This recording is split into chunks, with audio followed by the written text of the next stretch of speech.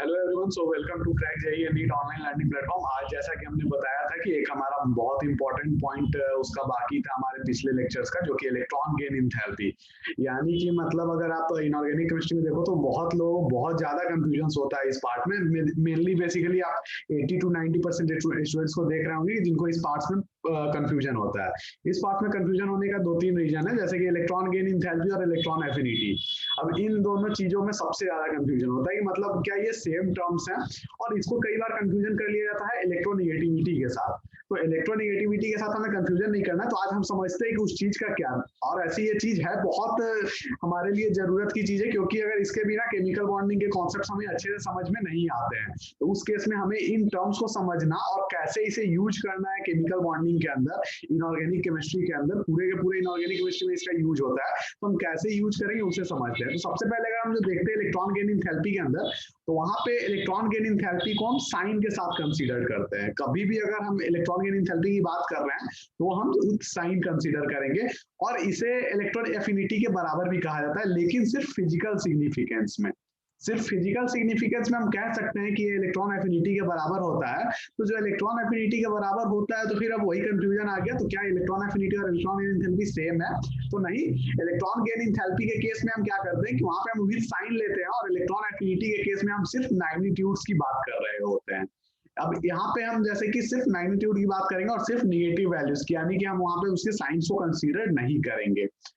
जैसे कि एक एग्जांपल के साथ इसको हम अच्छे से समझ सकते हैं। ऑक्सीजन, सल्फर, सेलेनियम, टेलोरियम और पोलोनियम है। तो हमारे पास अगर हमारा इनके वैल्यूज हमारे पास दे रखे हैं, तो अगर हम इलेक्ट्रॉन एफिनिटी के ऑर्डर्स में इसे सजाएं, तो सबसे हमें इलेक्ट्रॉन एफिनिटी में सिर्फ और सिर्फ मैग्नीट्यूड देखना है। तो मैग्नीट्यूड के अकॉर्डिंग हमारे पास ऑर्डर आता है सल्फर, सेलेनियम, टेलोरियम, पोलोनियम और oxygen at the end. But at the case अगर हम इलेक्ट्रॉन गेन एंथैल्पी की ऑर्डर निकाले, तो वहां पे हम साइन के साथ कंसीडर करेंगे। तो साइन के साथ सबसे बड़ा कौन सा वैल्यू है? तो सबसे बड़ा हमारे पास ऑक्सीजन वाला वैल्यू है। तो उस केस में ये उल्टा पूरा रिवर्स ऑर्डर हो जाएगा। तो उस केस के अंदर हम क्या करेंगे कि सबसे पहले हमारे पास ऑक्सीजन आएगा, फिर पोलोनियम, फिर पूरी की पूरी रिवर्स ऑर्डर हो जाएगी हमारे पास। यानी कि इलेक्ट्रॉन एफिनिटी तो होती है इलेक्ट्रॉन ऐड करने वाली एनर्जी, और इलेक्ट्रॉन गेन एंथैल्पी है हमारे पास। तो फिर इलेक्ट्रॉन गेन एंथैल्पी जो है हमारे पास माइनस ऑफ इलेक्ट्रॉन एफिनिटी हम कह सकते हैं इस चीज के अकॉर्डिंग से। लाइक जैसे कि अगर हम जो देख रहे हैं कि यहाँ पे हमारे पास रिवर्स ऑर्डर है बिल्कुल इलेक्ट्रॉन एफिनिटी का इलेक्ट्रॉन गेन एंथैल्पी के केस में। तो जैसा कि हमने सक्सेसिव आयनाइजेशन एनर्जी वाला केस पढ़ा था, उसी तरह हमारे पास सक्सेसिव इलेक्ट्रॉन गेन एंथैल्पी का भी केस होता है।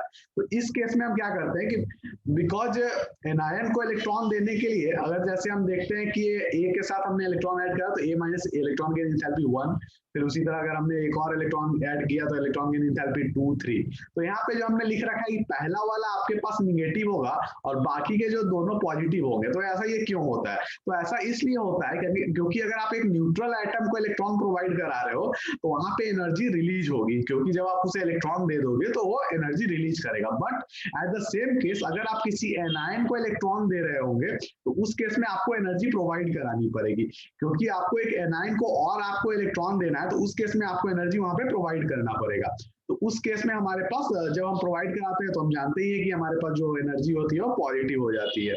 अगर हम नेक्स्ट पॉइंट को देखें, इलेक्ट्रोनिगेटिविटी, सबसे ज्यादा लोगों को अब यहाँ पे भी दिक्कत आता है कि मतलब इलेक्ट्रॉन निगेटिविटी और इलेक्ट्रो एफिनिटी को सेम समझ लेते हैं। बिल्कुल नहीं, इलेक्ट्रॉन निगेटिविटी और इलेक्ट्रॉन एफिनिटी में दिन और रात का अंतर है। मतलब कि इतना ज्यादा यहाँ पे कंफ्यूजन होता है कि बच्चे मतलब स्टूडेंट्स को यहाँ पे टर्म्स ही क्लियर नहीं होते। वो इलेक्ट्रॉन नेगेटिविटी को कभी इलेक्ट्रॉन एफिनिटी समझ लेते हैं, कभी इलेक्ट्रॉन एफिनिटी को इलेक्ट्रॉन निगेटिविटी से समझ लेते हैं। तो बेसिकली इलेक्ट्रॉन निगेटिविटी होती क्या है? तो बेसिकली ये सिंपल सी चीज है, the tendency of an atom to attract the shared pair of electron.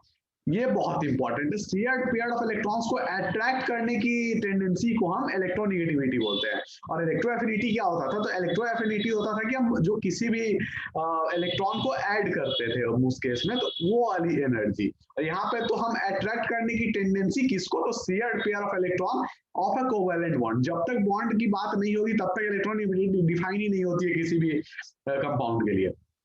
यहाँ पे जरूरी होता है कि हमारे पास बॉन्ड होना चाहिए। जैसे कि अगर ए और बी के बीच में हमारे पास बॉन्ड है, तो किसने कितना अट्रैक्ट करा है अपने तरफ इलेक्ट्रॉन्स को, तो वहां पे इलेक्ट्रोनिगेटिविटी डिफाइन होती है। कि जिसने ज्यादा किया वो हाई इलेक्ट्रोनेगेटिव एटम है और जिसने कम किया वो लो इलेक्ट्रोनेगेटिव एटम है। तो उस केस से हम वहां पे डिफाइन करते हैं। तो यहाँ पे भी हमारे पास कुछ टेंडेंसीज होती हैं, कुछ फैक्टर्स अफेक्टिंग होती हैं जो कि इलेक्ट्रोनेगेटिविटी को अफेक्ट करती हैं। तो उस केस में सबसे पहला हमारे पास फैक्टर आता है साइज का। तो साइज के अंदर इलेक्ट्रोनेगेटिविटी इनवर्सली प्रोपोर्शनल होता है साइज के।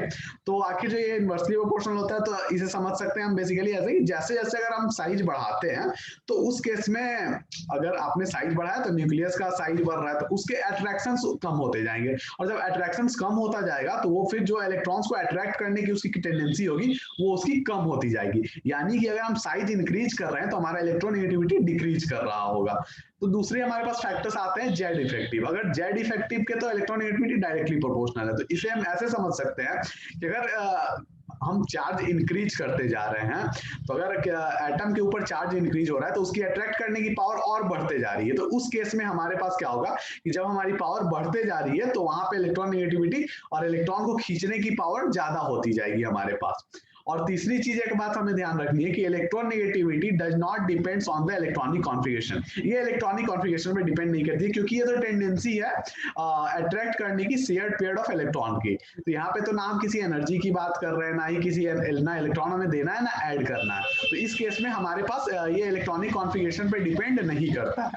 तो देन एक इंपॉर्टेंट पॉइंट है जो कि fluorine as the highest electronegative and caesium as the least electronegative. So उस केस में हमारे पास अभी पीरियोडिक टेबल के अंदर फ्लोरीन के सबसे हाईएस्ट इलेक्ट्रॉन नेगेटिविटी होती है और सीजियम की सबसे लोएस्ट होती है। यहाँ पे भी साइज का ही ऑर्डर है, फ्लोरीन हमारे पास सबसे लोएस्ट साइज में आता है फर्स्ट ग्रुप के अंदर और सीजियम हमारे पास बिगेस्ट साइज में आता है। सो यहाँ पे वो उसकी रीजन हो जाती है। अब हमारे पास कुछ स्केल्स डिफाइन करे गए थे इलेक्ट्रॉन नेगेटिविटी के टर्म्स के लिए कि इलेक्ट्रॉन नेगेटिविटी की कैलकुलेशंस के लिए। तो सबसे पहले हमारे पास आता है मुलिकन स्केल। तो मुलिकन स्केल में क्या कहता है बेसिकली कि इलेक्ट्रॉन नेगेटिविटी जो आपका होता है ये average of ionisation energy and electron affinity, यानी कि आयनाइजेशन एनर्जी और इलेक्ट्रॉन एफिनिटी का अगर आप एवरेज लेते हैं तो आपके पास इलेक्ट्रॉन नेगेटिविटी देता है मुलिकन स्केल के अकॉर्डिंग। तो ये तो हमारे पास इन्होंने बहुत ही सिंपल शब्दों में कहा था, तो और इनकी कुछ बातें गलत भी साबित हो गई थी। तो इसके लिए इसे हम उतना यूज नहीं करते थे अपने इनऑर्गेनिक केमिस्ट्री के अंदर। तो यहाँ पे हम सबसे ज्यादा यूज करते थे हमारे पास पॉलिंग स्केल्स को। तो बेसिकली पॉलिंग स्केल्स क्या कहते हैं, तो पॉलिंग स्केल के अंदर होता है कि जैसे अगर आपने कोई A2 प्लस B2 करा और आपने AB की फॉर्मेशन कर दी, तो उस केस में यहाँ पे इलेक्ट्रॉन XA माइनस XB यानी कि electronegativity of A minus electronegativity of B के डिफरेंस की हम बात करें तो 0.208 times of square root of delta, ये इसकी वैल्यू होती है इलेक्ट्रोनेगेटिविटी डिफरेंस की। तो यहाँ पे डेल्टा क्या है, तो डेल्टा हमारे पास delta equals to EAB minus square root of क्या होता है कि E minus square root of EAA into EBB। So इस केस में हमारे पास क्या होता है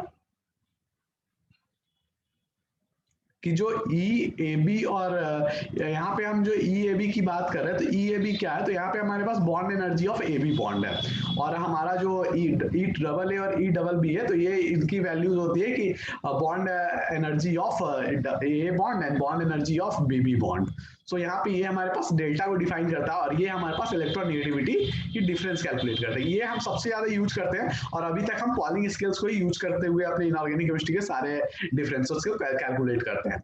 तो उस केस में हमारे पास फ्लोरीन की सबसे हाईएस्ट वैल्यू आती है 4 पॉलिंग स्केल्स के अकॉर्डिंग, और हमारे पास ऑक्सीजन की वैल्यू 3.5 आती है, क्लोरीन की वैल्यू 3.16 आती है, नाइट्रोजन की वैल्यू 3.04 आती है, आयोडीन एंड ब्रोमीन की वैल्यूज हमारे पास 2.9 इलेक्ट्रॉन वोल्ट आती है, कार्बन की वैल्यू 2.7 इलेक्ट्रॉन वोल्ट, हाइड्रोजन की वैल्यू 2.1 इलेक्ट्रॉन वोल्ट।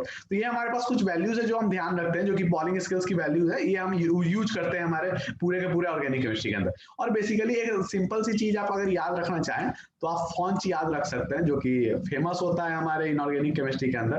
बहुत सी जगह पे आपको फॉन्च देखने को मिलता है जहाँ पे हम एवरेज ले लेते हैं, इतनी एक्यूरेट वैल्यू तो हम नहीं लेके रखते हैं, जैसे कि इसकी वैल्यू हम 4 लेते हैं और इसमें से 0.5 हम घटाते हुए चले जाते हैं यहाँ तक। तो हमारे पास हाइड्रोजन की वैल्यू आती है 2 और यहाँ पे ये 2.5 होती है कार्बन की वैल्यू। ये हमारे पास एवरेज वैल्यू है, एक्यूरेट वैल्यू हमारे पास ये होती है 2.7 इलेक्ट्रॉन वोल्ट, बट हम इससे भी काम चला लेते हैं। नाइट्रोजन की वैल्यू हमारे पास 3 आ जाती है, तो ये हमारे पास कुछ फॉन्ट आप याद रख सकते हैं, इससे 0.5 हमें घटाते चले जाना है। लेकिन अगर आपको आयोडीन ब्रोमीन की कहीं यूज आए तो वहां पे हमें 2.9 इलेक्ट्रॉन वोल्ट लेके यूज कर लेना है। और अगर पॉलिंग स्केल्स की बात की जाए कि अगर आपको इलेक्ट्रोनेगेटिविटी पता है पॉलिंग स्केल के अंदर, तो हम कैसे करेंगे, तो ionisation energy plus electron affinity divided by 5.6, ये होता है हमारे पास पॉलिंग स्केल के अंदर इलेक्ट्रॉन नेगेटिविटी पता करने का तरीका। तो इस केस के अंदर हम क्या करेंगे, अब जैसे कि हमने देखा कि हमारे पास मॉलिक्यूल्स के अंदर हमारे पास electron negativity average of ionisation energy and electron affinity आ रहा था, और अभी हमारे पास इलेक्ट्रॉन नेगेटिविटी की वैल्यू ये आ रही है। तो अगर हम इसे सिंप्लीफाई करें और अगर हम इसकी एक जनरल टर्म निकालें, तो electron negativity according to Pauling scale is equal to electron negativity of molecules scale by 2.8। ये एक इंपॉर्टेंट हमारे पास जनरलाइज फार्मूला आ गया कि अगर आपको मॉलिक्यूल्स स्केल्स की इलेक्ट्रॉन नेगेटिविटी पता है तो आप उसे 2.8 से डिवाइड करके आप पॉलिंग स्केल की इलेक्ट्रॉन नेगेटिविटी पता कर सकते हैं। तो ये तो हमारी बात हुई इलेक्ट्रॉन नेगेटिविटी के। तो मतलब बेसिकली ये कहना था, ये तो हमारे थे कुछ most basic and important point जो कि हम इनऑर्गेनिक केमिस्ट्री के अंदर डे टू डे लाइफ में यूज कर रहे होंगे, और पूरी के पूरी आपको एक टर्म के अंदर इसकी यूजेज आपको देखने को मिलेगी। और ये बहुत इंपॉर्टेंट पॉइंट है, आयनाइजेशन एनर्जी हो गई, इलेक्ट्रॉन नेगेटिविटी हो गई, इलेक्ट्रॉन गेन इंथैल्पीज हो गई, इनकी बात हम लगातार करते रहेंगे और ये हर कंपाउंड के अंदर आपको इक्वली इंपॉर्टेंट करेंगे। तो इस केस के अंदर हम क्या करेंगे कि इस केस के अंदर बेसिकली हमने पढ़ा कि अगर कैसे आप एक न्यूट्रल एटम को एक कैटायन में चेंज करते हैं, कितनी आसानी से वो कैटायन में चेंज होता है। तो वहां पे हम आयनाइजेशन एनर्जी को डिफाइन करते हैं, कैसे आप एक न्यूट्रल एटम को एनायन में कन्वर्ट करते हैं, तो वो कैसे कन्वर्ट होता है। तो उस केस को हमने डिस्कस किया इलेक्ट्रॉन गेन एंथैल्पी के अंदर, और कैसे आप एक tendency of attraction of loan share lone pair of attraction of electrons को हम डिस्कस करते हैं कोवेलेंट बॉन्ड के अंदर, तो हमने इलेक्ट्रॉन नेगेटिविटी में डिस्कस करा।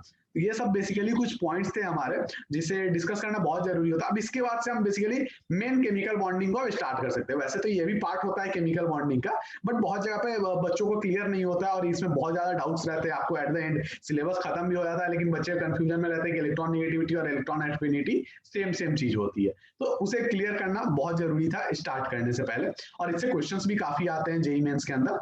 सो आप इसे देख के रखें, और नेक्स्ट वीडियो में हम बात करेंगे केमिकल बॉन्डिंग के बारे में प्रॉपरली।